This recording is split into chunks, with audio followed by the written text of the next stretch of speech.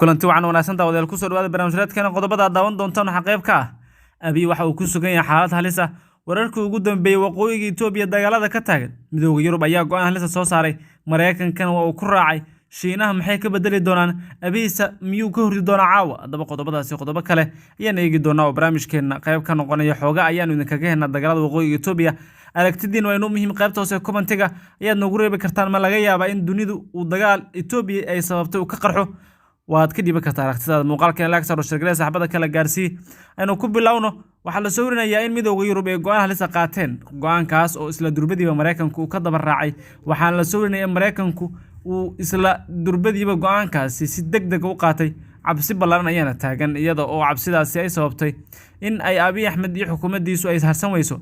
wasiirka arrimaha dibadda Itoobiya aan rasaaro ku xigeenka wadanka Itoobiya ayaa gaashaan waa Itoobiya iyo Abiy Ahmed go'aan walbana isaga ayaa ka jawaabaya ninka Demek Macron go'aanka ayuu ka hadlay waxana uu sheegay go'aanka dhawaan ka soo baxay baarlamaanka midowga Yurub ay ka qaateen Itoobiya inuu yahay mid aan la aqbali karin oo aanu suuragal ahayn go'aankan dhawaan ka soo baxay midowga Yurub ee ku saabsan Itoobiya waa mid kor ah oo aanu la aqbali karin ayuu yiri ra'iisul wasaare ku xigeenka ahna wasiirka arrimaha dibadda Itoobiya Demek Macron ayaa hadalkan sheegay mar uu qadka taleefanka kula hadlayay wasiirka arrimaha dibadda ee Slovenia Anzo Logar Demek ayaa ugu waramay xaaladii ugu dambeysay dhinaca waqooyiga ee dalka Itoobiya iyo dadaalada ay dawladda Itoobiya ugu jirto sidii ay gargaar bini'aadanimo u gaarsiin lahayd gobolka Tigray oo colaado ay ka jirto waxa kale oo uu sheegay in TNG-da ay isticmaalaysay in ka badan 20 baabuur oo xamuul ah si ay gargaar bini'aadanimo u gaarsiiyaan Tigray waxa kale oo uu sharaxaad ka bixiyay sababta ay dawladda Itoobiya ugu qasban tahay 7 shaqaale ama ugu qasbanaatay ama go'aanka degdeg ugu qaadatay 7 shaqaale oo ka tirsanaa qaramada midoobay inay ka baxaan gudaha dalkooda waxa uu sheegay in go'aankan dhawaan ka soo baxay baarlamaanka Yurub uu yahay mid aan la aqbali karin oo lagu tagoray Itoobiya Demek ayaa sidoo kale ugu baaqay TPLF inay joojiyaan halganka iyo weerarada ay ku hayaan muwaadiniinta Itoobiya taas oo ka dhigan in ay Macron uu sheegayo in dagaalada waqooyiga Itoobiya ay si laba jibaarmayaan isla markaana ay cirka isku sii xirayaan muusan ka hadlin in dagaal cad ay qaado dawladdu ay furumaha dagaalka iyadu weerartay laakiin waxa uu sheegay in TPLF weerar ay ku hayso shacabka iyo ciidamada militariga Itoobiya wasiirka arrimaha dibadda ee Slovenia Anzo Logar ayaa isaguna sheegay in dalkeeda oo hadda gudoomiyaha waa guddiga midowga Yurub uu ka walaacsan yahay xaaladda bini'aadanimo ee Itoobiya iyo sidoo kale colaadaha socda isaga oo u sheegay in loo dulqaadan karin waxa ka socdo Itoobiya ee waqooyiga Itoobiya iyo sida la isku laynayo taas oo ka dhigan in arrintan aan loo dulqaadan doonin oo go'aan degdeg uu ka qaadan doono midowga Yurub Mareykanka ayaa durbaba go'aankaas ku raacay waxaana la ogeyn talaabada Shiinaha Turkiga Qatar Imaaraadka Iran iyo sidoo kale dalalka kale ee taageera Itoobiya ay qaadan doonaan maadaama dunidu ay u kala qaybsantay laba dhinac oo kuwa taageersan Abiy iyo kuwa ka soo horjeedo dalalka Abiy taageersan waxa ugu horeeya Turkiga Qatar ayaa ku xigtay Imaaraadka iyo sidoo kale Iran ayaa qayb ka ah oo taageero siinaya si la mid ah Shiinaha ayaa ugu awood weyn oo diyaarada iyo sidoo kale hub siinaya waxaas hadda ay taagan tahay xaaladdu meeshii ugu adkeed oo waxa la soo warinayaa in dagaaladu ay si laba jibaarmayaan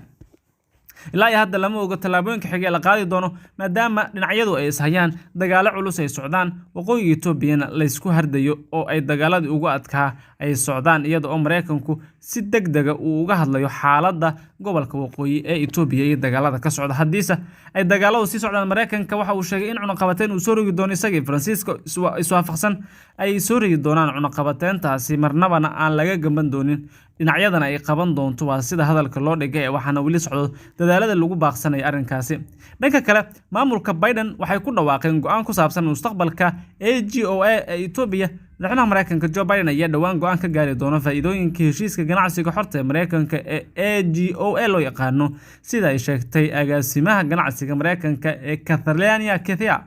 sanadkii hore oo kaliya Itoobiya waxay Mareykanku u dhoofisay badeeco qiimaheedu dhan yahay 237 milyan oo dollar taasi oo canshuur la'aan lagu geeyay Mareykanka si kastaba haatee Mareykanka ayaa ku hanjabay inuu cunaqabateyn dhaqaale ku soo rogi doono Itoobiya haddii aysan xal u helin dhibaatooyinka bini'aadanimo iyo colaadda aanu kala harka lahayn ee socota taas waxay ka dhigan tahay in Itoobiya ay hadda raadin doonto xal ka duwan kan dagaalka iyo sidoo kale indhaadeega uu ku dumcay Abiy Ahmed laakiin uu raadin doono xal nabadeed oo uu dib ugu soo celin karo kalsoonidii Mareykanka iyo dalalka kale laakiin kalsoonida ugu weyn oo uu qabo ayaa ah in uu taageero ka helayo Shiinaha, Turkiga iyo Qatar oo ah dalalka dunida ugu tunka weyn, isla markaana uu aaminsan yahay in wax walba uu ka heli karo haddii Mareykanka iyo Faransiisku ay ku boodaan ama ay isfahmi waayaan. Aragtidaas ayuu qabaa ninka la yiraahdo Abiy Ahmed oo ra'iisul wasaaraha ka ah Itoobiya, waxaana uu hadda dadaalo badan ugu jiraa sidii uu isaga caawin lahaa xoogagga Tigreega oo uu dib uga saari lahaa. Haddii November la gaaro 1deeda,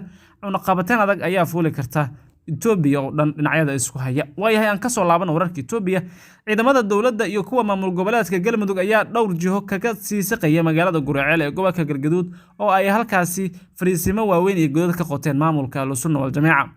Arrintan ayaa imaanaysa iyadoo odayaasha beesha degta Guraceel ay xalay sheegeen inay ku fashilmeen dhexdhexaadin ay isku dayeen inay ku baajiyaan dagaal ka dhaca magaalada iyaga oo eedeeyay hogaamiyaha Ahlusunna wal Jameeca Sheekh Shaakir. Odayaasha ayaa sheegay in Sheekh Shaakir uu diiday inuu ka baxo degmada Guraceel si looga baaqsado dagaal dhex mara ciidamada uu diyaarinayo maamulka Galmudug iyo kuwa taabacsan Sheekh Shaakir. Waxaan ka codsanay inuu magaalada ka baxo meel ka baxsan uu tago, annagu aan markaasi raadino in aanu lagu soo duulin oo wadahadal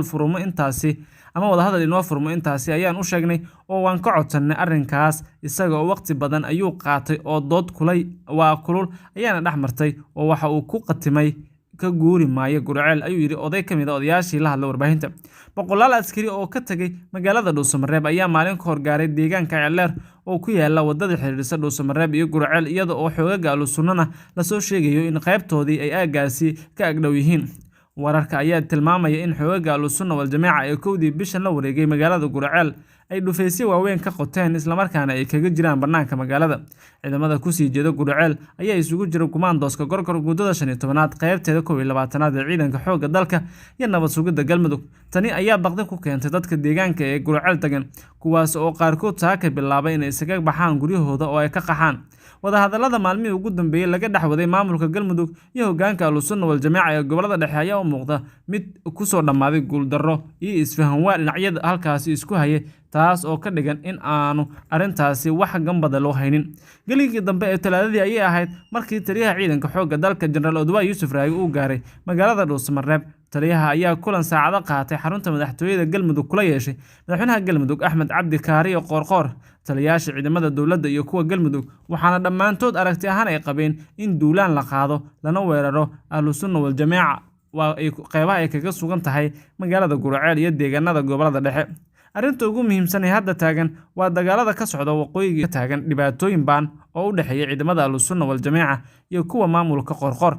Haddii hadda ciidamadan la geeyay Guraceel duleedkeeda iyo kuwa Ahlusunna uu dagaal ka dhex qarxo, waxay noqon kartaa in saameyn ballaaran ay ku yeelato. Waxaan xasuusanaa in toddobaad ka hor uu iscasilay wasiirka amniga Galmudug Axmed Macalin Fiqi, taas oo keentay ama ay sababtay arrimo la xiriira isfahan waa arrimahan ku saabsan kadib markii uu sheegay wasiirku in madaxweynaha maamulka Galmudug oo uu diiday in is-afgarad iyo isfahan lagu soo dhameeyo xaaladda ka taagan maamulka Galmudug ee u dhaxaysa Ahlusunna iyo Galmudug, taas oo uu sheegay in madaxweyne Qoorqoor uu aaminsan yahay in dagaal iyo awood uu ku maqaynayo Ahlusunna wal Jameeca. Arrintaas ayna sababtay in xilka uu iska casilo, kadibna waxaa bilowday dadaal lagu doonayo in lagu xaliyo, hase ahaatee dadaalkii ayaa soo gabagaboobay oo waa uu fashilmay. guud ahaan saaxiibayaal halka ayaan kusoo gabagabeynaa barnaamijyadeena. Fadlan muuqaalkeena like saar oo share garee wixii aragtay aad qabto qaybta hoose ee commentiga ayaad nagula wadaagi kartaa. Sidoo kale janaalkeena subscribe dheh oo gambaleelka furo si aad u heshid wararkii ugu dambeeyay ee dunida. Tan iyo barnaamijkeena kale, nabadgelyo.